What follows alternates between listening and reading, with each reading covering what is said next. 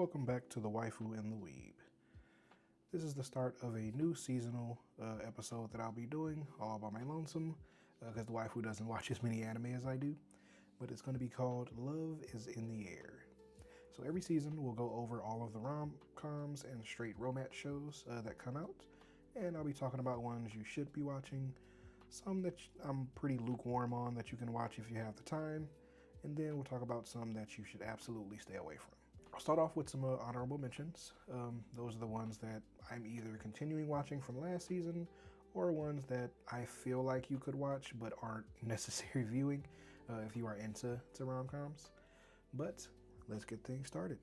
Love is a seasonal disease around these parts, so that means it's time to get infected. We're roughly almost completely done with the fall 2025 anime season, so we've been able to see a lot of what shows want to offer us in terms of story, character development, and general direction for the season. Let's talk about which anime you should be diving into this season if you want to scratch that romance/rom-com itch.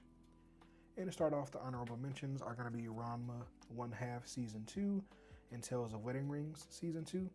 I won't go into much of those since they're sequels, but Ranma is about a gender bend rom-com where a guy turns into a girl if he gets splashed with hot or cold water. I can't remember which, but it's full of like hijinks. The romance isn't really a major part of the plot. It's always there, but it's not the focus more so than the comedy aspects of the show. But yeah, Ranma 1/2 is a pretty fun way to spend some time if you really like more comedy in your rom-coms than romance. Tales of Wedding Rings Season 2 is the follow-up season for Tales of Wedding Rings that we got a couple seasons ago, I believe.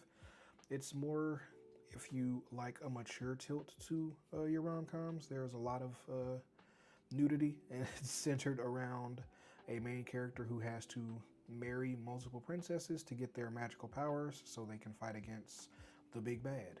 But yeah, it's nothing really special, but if you like lewd shows with a sense of wholesomeness, then that's the that's the one you would want to watch.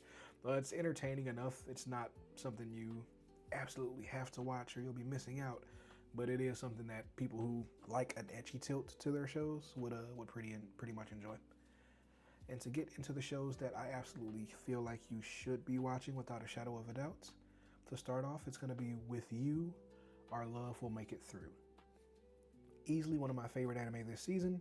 With You, Our Love Will Make It Through follows Mari, an open-minded and curious human girl, meeting and subsequently falling in love with Tsunagu, a straight-laced beast folk, a people who were created through experimentation between animals and humans, unwavering in his goal to become a doctor to help his people. I admit that one of the easiest ways to get me to care about a character is to see them setting a goal and doing all they can to achieve it. Obstacles and idiots trying to stop them be damned. High school is a precarious time. You're figuring out who you want to be while dealing with the physical and emotional changes your body experiences with puberty. Tsunagu has to constantly keep himself in check, unable to fight back against those who bully or antagonize him. If he does, he risks losing the opportunity he worked so hard for. He doesn't let the actions of those who only lash out due to their own insecurities get to him. And it's this steadfast energy that pulls Mari's gaze in his direction more often than not. His fluffiness also helps. Tsunagu is different from her idea of normal, and in her eyes, it's a welcome change. She gets to experience things she never would have had she stuck to interacting with only humans. The relationship that forms between Tsunagu, Mari, and Yukihiro, the third person in their love triangle, is rife with romantic and sexual tension, and the show does a great job showing how difficult it is to balance friendship, romantic feelings, and societal pressures to stick to the status quo. I won't speak too much on this one as I want to save it for the review I'll be doing once the show wraps up, but if you want any more of my thoughts on the property, I did do a review of the first volume of the manga, and I'll link that in the description. But just know that With You, Our Love Will Make It Through should absolutely be on your watch list this season, unless you're heartless and don't believe furry boys need love too. Next up, we have A Star Brighter Than the Sun. Sae has always been drawn to her childhood friend Koki, those feelings quickly growing into love. By the time they're in high school, Koki has grown from a kid who leaned on the tomboyish Sae more often than not into a young man who's popular, reliable, and able to stand on his own 2 feet. And while high school has brought forth things like growth spurts, both physically and emotionally, it also presents Sae and Koki with a wider gamut of people to interact with and form relationships with. As such, people around her come to realize what Sae has felt all along. Koki is cool, handsome, and a total catch. It's easy for a show to lean too heavily into the will they won't they, or the oblivious female/male lead, but I feel A Star Brighter Than the Sun hits the sweet spot. There's romantic tension as they both learn that their crush has feelings for someone. We all know the feelings they have are for each other, and watching them fumble around the topic is frustrating yet sweet. Neither wants to come out and say who they like, but it's clear as day to those closest to them. Koki and Sae's slow burn romance is one I can wholeheartedly recommend, especially if you're a fan of anime that makes you want to scream, "The one they like is you. Why can't you see that?" Just say it, get together, and be happy. And even when they tiptoe around it or can't muster up the courage just yet to confess, you still can't help but root for both of them.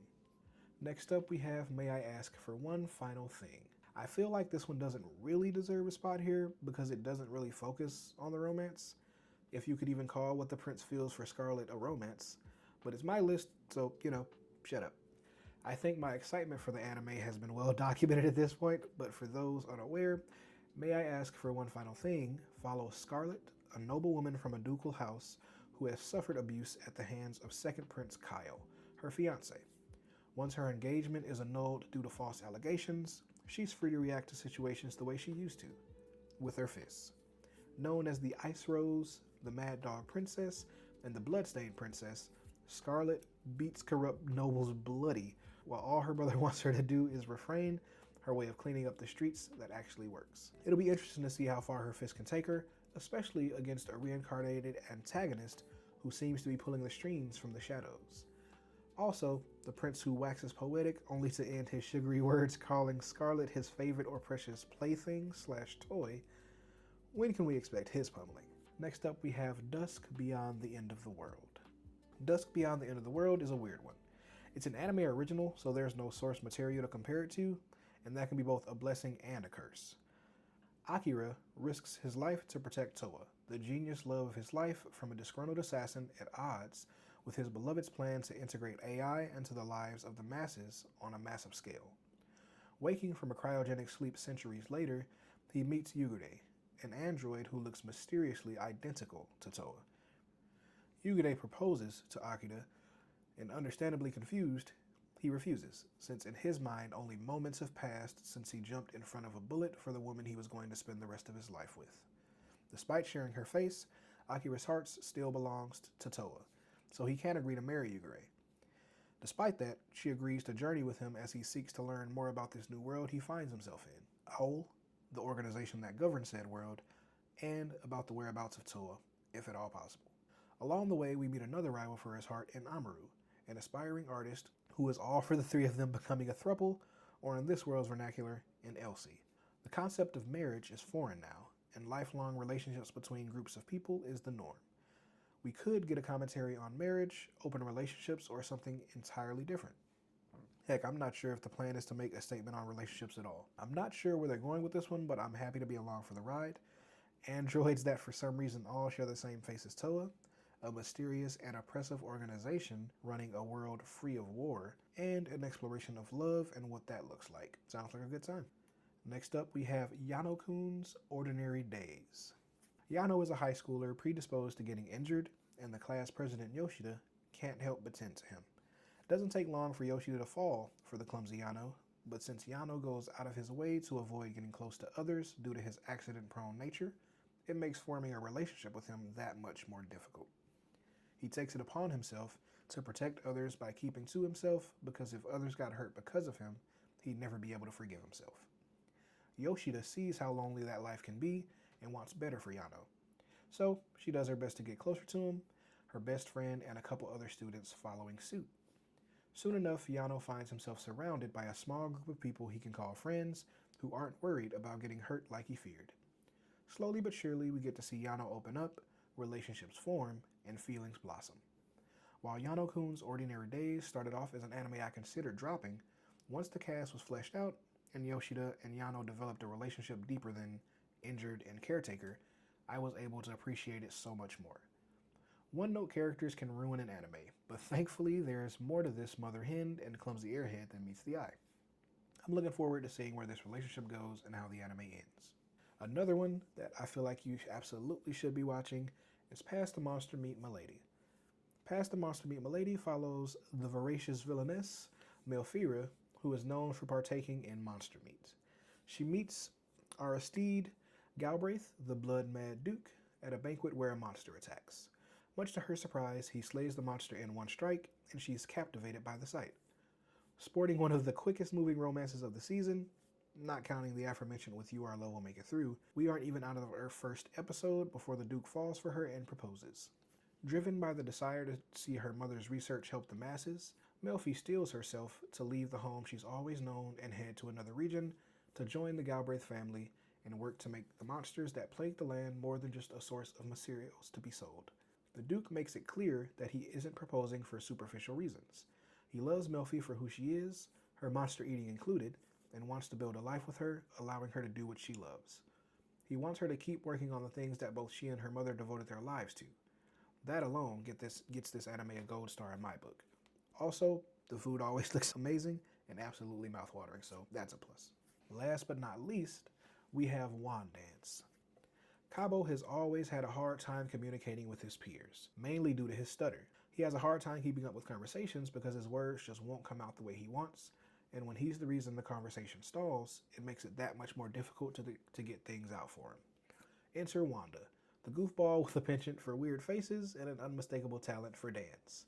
She gets him to join their school's dance club with her, and Cabo discovers that there are other ways to communicate, ways that his stutter won't impede what he wants to get across. Wand Dance is another one I wasn't sure if I should put in the must-watch section, purely because the romance takes a backseat to the dancing. I mean, some would say the romance is non-existent. They'd be wrong, but I digress. Wand Dance focuses on the dancing first and foremost, and while at times it can look clunky, the presentations of the dance moves really surprised me. I was cautiously optimistic about this adaptation because the characters are cool, and the dancing in the manga is so well done. I wasn't sure how that would translate, but I often find myself vibing with the characters whenever they dance. I love how Wanda is able to pull Cabo into this world he never really knew existed just by being herself. And watching their relationship slowly but surely progress amidst the dancing, no notes. And now that we've finished talking about the shows you absolutely have to watch whenever you're looking for romance or rom-coms, let's move on to the ones that I'm more lukewarm on and that I feel like you should watch, but you wouldn't actually be missing anything if you didn't watch it. Mechanical Marie. Marie, once a former martial arts prodigy saddled with debt, finds herself masquerading as a robot maid for Arthur, the misanthropic heir to a successful conglomerate. The only reason this isn't in the must-watch section, apart from Arthur being a bona fide idiot most of the time, is the fact that their entire relationship is built on a lie. I'm sure we've all seen it before. Someone tells what they'd consider to be a small or white lie, only for it to snowball into something bigger that they can't walk back. Once the truth comes out, any trust that was built is destroyed. But, with that said, I've also seen stories where the liar is forgiven because they mean that much to the person they lied to. So Arthur will have to ask himself once the truth comes out, because I'm sure it will, is Marie lying about not being a human too much of a sin to overlook, despite how close they've grown during all their time together? Guess you'll have to watch to find out. Next up is Chitose is in the Ramune bottle. Sako Chitose is one of the few Chads of this current anime season, who aims to live a beautiful life, even if he's ridiculed for it. In his own words, his philosophy is he would rather die than not live a beautiful life.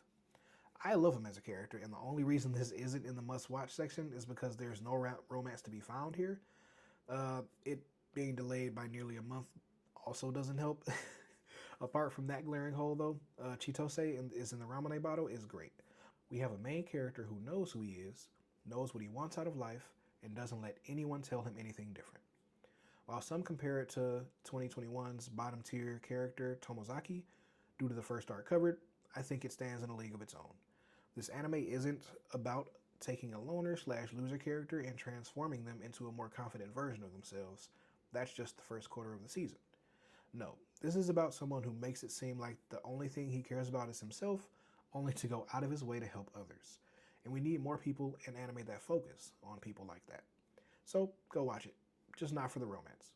Next up, we have The Dark History of the Reincarnated Villainess. Another season, another villainess story. This go round, we have our main character reincarnated as Iana Magnolia, the titular villainess of a story she wrote in a past life. Written as a character destined to be killed, Iana struggles to avoid death flags in a story that's constantly changing due to her thirst for life. Hilarity ensues as she tries to balance staying alive, fangirling over the character she's created, and not trying to cringe too much about her world building. It's pretty fun. Next, we have Alma-chan Wants to Be a Family. Per my anime list, created by Enji and Suzume, Alma is an autonomous self-learning robot with advanced combat capabilities. Fashioned to look like an elementary schooler, and so she can learn more about humanity, they create a makeshift family with Alma as their daughter. I was contemplating not even having this one on the list since the romance of the show is between Enji and Suzume, but the general focus of the show is watching as Alma grows and learns by interacting with the numerous characters that she comes across. The romance is little more than an afterthought in most cases. All that said, Alma-chan Wants to Be a Family is a pretty good way to pass the time. Next, we have My Awkward Senpai. You know, My Awkward Senpai is a pretty awkward show, if I'm being completely honest. We have Asuza Kanawa, a company employee who is known to be curt and scary by most of her coworkers. She takes the new employee, Yu Kamegawa, under her wing and finds it increasingly difficult to find the balance between a tough love mentor and a friendly coworker. It's cute, but fairly generic. You aren't missing anything if you don't watch it, but the opposite is also true, as not a lot happens to set it apart from any of the other rom-coms we're getting this season. And while the manga works because it's a quick read, I can't really say I'd highly recommend the anime adaptation unless you've already watched everything else the season has to offer. Last but not least, in the should watch section, we have My Friend's Little Sister Has It In For Me. Aki is hell-bent on being as efficient as possible in life. He's a character who has goals and knows how to utilize the talents of those around him to achieve them. He's a great character, and the way he brings out the best of his friends is something I never tire of seeing. Iroha, the titular little sister, is a bundle of chaotic energy that I enjoy nearly every time she's on screen, as you never really know what she's going to do next. And the relationship dynamics between Aki and those of his inner circle are really fun to watch, whether it's the genius and misunderstood inventor/programmer, his degenerate teacher, or even his frustrating cousin. The reason that this show didn't earn a spot in the must-watch section, though, is due to the very same cousin that I mentioned last. I'm just not a fan of incest or tsundere characters, and Mashiro, Aki's cousin, is a tsundere character who is romantically interested in him. Incest is never wincest, and I just don't understand how a tsundere is supposed to even work. You bash, berate, and abuse your love interest and then expect them to want to be with you? Gotta make it make sense. But those are all the shows that I feel like you absolutely should be watching, or the ones that I feel like you could watch if you had the time. But there are two shows this season that I feel like you should absolutely avoid. The first is Inexpressive Kashiwara and Expressive Ota. I was pretty inexpressive while watching this one. In it, we have a stalker who turns into a friend. I mean, stalker might be a little harsh, but she's stalking the girl. And we have a bully of a male lead that you're expected to root for. Ota is a very expressive high schooler or middle schooler, I can't remember which, who tries his best to make Kashiwara, who's the titular inexpressive girl, express herself emotionally because she's always sporting a emotionless face no matter what's happening. And like during the anime, you see on the screen, you get like captions showing how she really feels, but her face doesn't really change. So the basic premise of the show is he's doing everything he can to make her make faces and react to what he's doing, but the majority of the time it just comes across as bullying, and I'm good on that in my rom-coms. So this is one I feel like you shouldn't watch because it's kind of hard to root for the main couple when one of them is constantly bullying the other to the point that classmates have to say, yo, like, you going too far, bro. Like, and if that's the rinse and repeat that we get every episode, it's just not worth wasting your time watching it. And the second one that I feel like you absolutely should avoid is Plus Size Misadventures in Love. I just don't watch this, please. If you want to know what I think about it, I did write a first impressions article over on Medium. I'll link that in the description. but just know you don't need to watch this. It's about a plus-sized young woman who was so depressed and her self-esteem was so low that she decided to attempt suicide because things just wouldn't get better in her life. She survives the attempt, but she wakes up seeing herself completely opposite of the way that she saw herself before the suicide attempt. She doesn't have brunette hair anymore.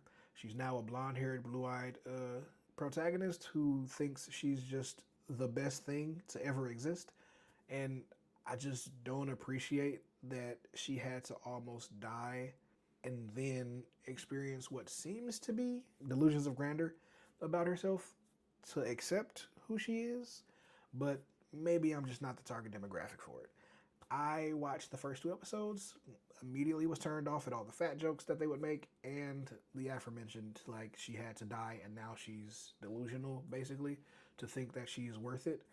I just don't know who this anime is even supposed to be for. Maybe they wrap things up nicely, but I wouldn't know because I dropped it after the 2nd episode. So if you do decide to watch it, let me know what you think about it. Maybe it got better. Maybe it ended well. Maybe things weren't as bad as I was making them out to be. But I highly doubt it. But thanks for listening. Hopefully you all find something to enjoy from this list. Until next time, stay weird and watch anime.